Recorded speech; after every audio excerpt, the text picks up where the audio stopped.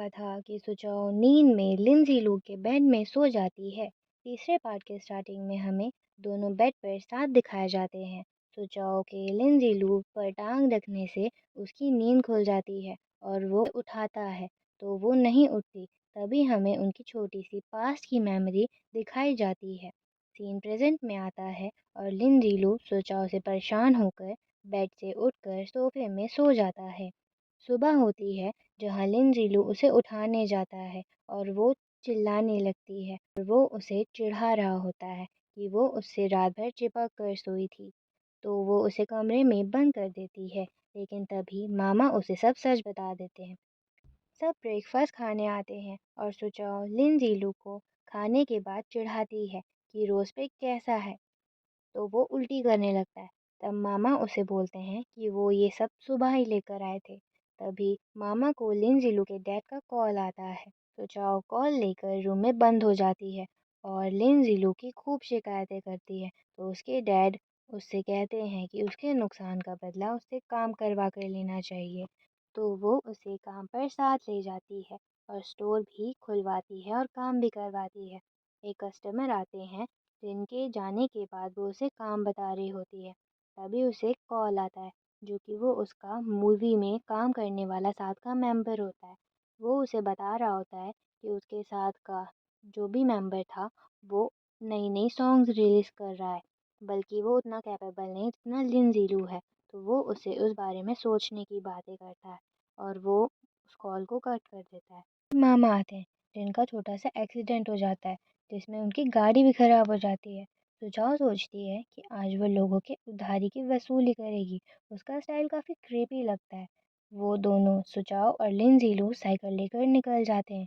सबसे पहले वो सरपंच के घर जाते हैं, जहाँ हमें पता चलता है कि सरपंच सुचाव के दोस्त वांग लांग के डैड हैं और उसने टीचर उस वांग लांग की बुआ हैं।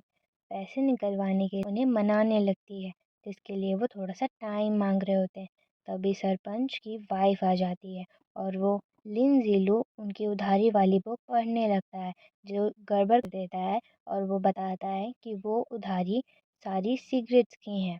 चाओ की उधारी तो मिल जाती है, लेकिन उसका ग्रैंड कस्टमर हाथ से निकल जाता है और सरपंच उसकी वाइफ़ से मार भी खाता है और सुचाओ उधारी की बुक पढ़ने के लिए लिनज़ीलू को डाँटने लगती है।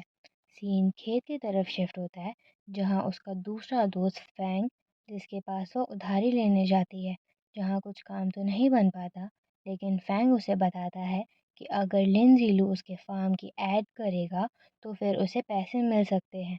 तो यहाँ पे लिनज़ीलू उनके फार्म हाउस की ऐड करता है, जिसका उसको बराबर पैसा मिलता है।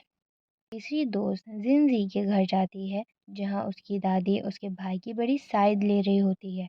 तो सोचाओ उसकी ज़्यादा होमवर्क और वाली ट्यूशन जिनजी लू के साथ लगवा देती है, जिसका वो चार्ज लेती है। अगले घर जाती है, जहाँ पर वो आंटी उसे आराम से पैसे दे देती है और वो जिनजी लू स्टार को बोलती है गाना गाने को, जो कि गाना गाता है, जिसका भी वो पैसे दे देती है।